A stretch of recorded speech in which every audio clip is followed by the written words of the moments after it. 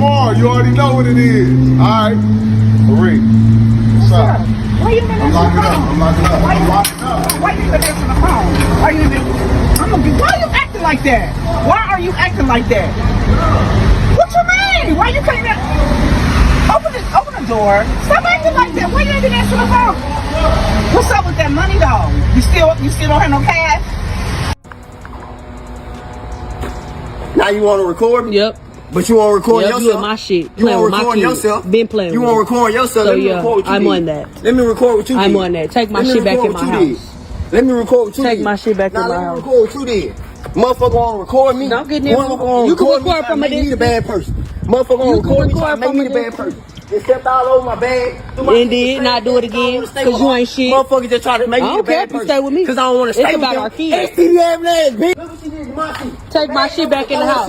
Look what she did. Take my shit back in the house. Look what she did to my shit though. This ain't no What's man. wrong with you? Look at you look ain't all no this shit they got. woman. They put him. She put. You him ain't in no my yard. woman. Yes, I did throw his shit. You ain't no he got me woman. fucked up playing with my kids. I ain't playing with you. Motherfucker mad cause I said I want to get You them don't do today. shit but play. You mad cause I said I want to get You them don't today. do shit but You play. mad cause I said That's I all want to you get do them play. today. Bitch, you supposed to go to work, bum ass. And you ain't been to Bum work ass since I've supposed been to go to here. work. You been getting fucked and ain't making not Bum $1 ass was supposed to since go to I've been work. here. You ain't Bum making ass not was supposed to go $1 to since work. I've been here. Bum You ain't ass. made not $1 since I've been Bitch, here. it's been a week. Bitch, I got a And a half. job within a week. Niggas I getting got hired a at job McDonald's on within a somewhere they week. got everything. Bitch, who was working at McDonald's? It was. I And said Popeyes. niggas work at McDonald's and swear they got What are everything. you talking about? Bitch, I you ain't acting think like you that. got everything. Bro, You think go you to so house. perfect. It's better to be single and have peace of mind than to stay in a relationship where you're constantly expected to provide financially, but can't even enjoy basic happiness. A relationship should bring support, respect, and comfort, not endless stress and frustration. Why keep putting yourself through a situation that only drains your energy? Take a step back and ask yourself what you're truly getting out of it. If you're giving your time, effort, and resources while receiving nothing but problems in return, then what's the point? Sometimes the hardest truth to accept is that walking away is the best option. If a situation adds no value to your life and only takes away your peace, then it may be time to let it go. What? Your wedding rings? Yeah, what other rings have I ever worn? I think somebody else has. What do you mean, like who? I don't know. Whoever bought them from the pawn shop that I gave it to. What are you talking about? I sold your rings. Why? Because you're cheating on me. What the fuck are you talking about? You've been acting super weird lately. What are Have you not talking have you about? not noticed like the dumb stuff that you've been doing?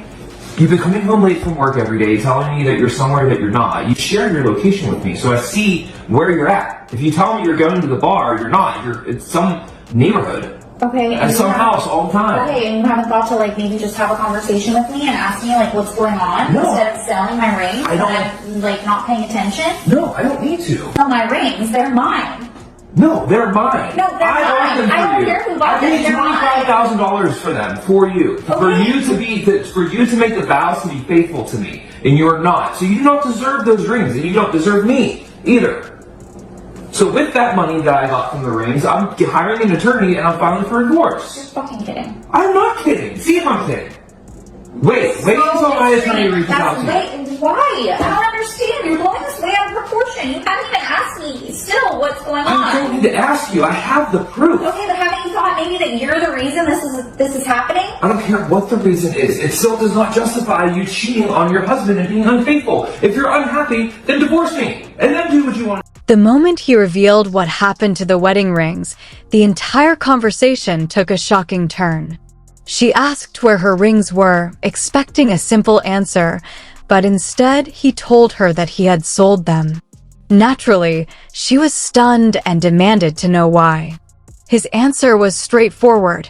He believed she was cheating on him. According to him, her behavior had changed dramatically.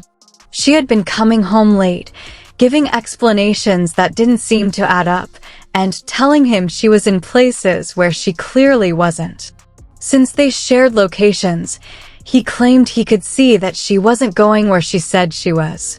Instead of heading to the places she mentioned, she kept ending up at the same house in a neighborhood he didn't recognize. She couldn't believe what she was hearing. Her immediate response was that if he had concerns, he should have talked to her instead of jumping to conclusions and selling her wedding rings. To her, it was a complete betrayal. But he argued that he didn't need any more proof because, from his perspective, all the signs were already there. The argument quickly shifted to who the rings actually belonged to. She insisted they were hers, while he fired back that he had spent thousands of dollars on them as a symbol of the vows they had made to each other. At that point, the disagreement was no longer just about jewelry. It had become a battle over trust, commitment, and a marriage that was clearly falling apart. Shit! And get the fuck out of here! Okay? Take this. Okay? Take this. We good? You okay? Good. Take a walk. No. Take a walk. Take a walk. Now. Look, walked up in my motherfucking house. What the fuck is wrong with you? Man, if you don't get the fuck, hey,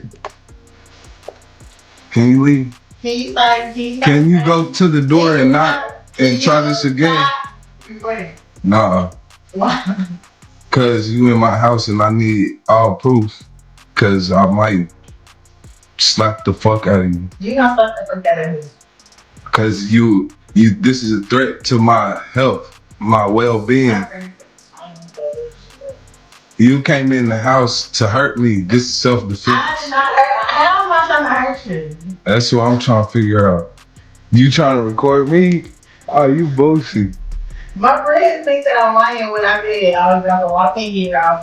Hey, you need to leave.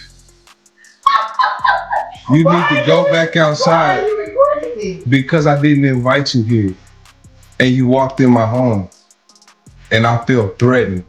You feel threatened. Now you feel crazy. Like, you got to try to beat me up. I feel threatened. Like, just don't. Stop!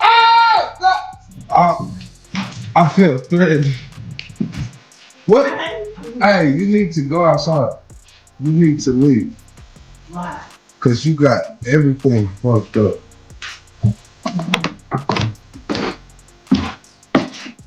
You don't need 30 understand. Don't touch me. Why do you think this is fun? Don't touch me. His situation went completely off the rails the moment she started demanding that he restart the entire interaction so she could have it on camera. Instead of having a normal conversation, everything became about recording, accusations, and trying to build a narrative. He repeatedly told her that she wasn't supposed to be there and that her presence in his home made him uncomfortable, but she seemed more focused on arguing than listening. The tension kept escalating as both sides talked over each other. She accused him of overreacting, while he insisted that he felt threatened by someone entering his home without permission and refusing to leave. What should have been a simple conversation quickly turned into chaos, with emotions taking over and neither person willing to back down. As the confrontation continued, it became obvious that this wasn't really about that particular moment. There was clearly a long history of unresolved issues, distrust, and emotional instability behind everything that was happening. The situation had reached a point where neither person was communicating rationally anymore, and the entire interaction became uncomfortable to watch. Eventually, the emotional breakdown began. The anger and hostility suddenly turned into tears, desperation, and pleas not to be abandoned. One minute there was shouting, and the next there was crying and panic. It was a dramatic reminder that many toxic relationships are built on unresolved personal struggles that neither person has properly addressed. Pretty much just, he came home, he was drinking, so he was been through it before, so I'm like, oh, can I go through your phone? And he's like, yeah, go through. He's like messaging the girls and everything, and I was just like, why are you doing this? I was very kind. So, I'm sorry. Took the phone. He's like, give me my phone, gripped it out of my hand.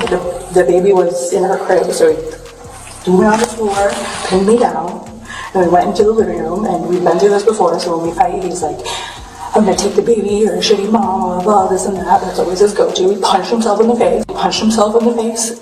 And said that he was gonna say that I did it. I didn't. You injured? No, I'm just shook him. Has he ever been arrested before? For what? When I was 8 weeks pregnant, he strangled me, put his hands on me. Same thing, got caught cheating, drunk. The man told a different story. He said his girlfriend confronted him about other women, demanded his phone, and followed him into the living room with their child. He claimed she punched him in the face and scratched his neck before retreating to the bedroom to call police. Have you been arrested yourself before? Not for domestic violence or anything. What have you been arrested for? I was Baker acted. So he has some red marks on the side of his face and a welts on the side of his neck. Why is that? He hit himself. He put his hands on himself. I did not touch him. He had thrown me on the floor. I don't have any major, but I'm obviously bruising here. He grabbed my wrist. He had me pinned down on the ground. How did he get the welts on the side of his neck? I still have any nails? When I was on the ground, all I did was push him away. I didn't hit him.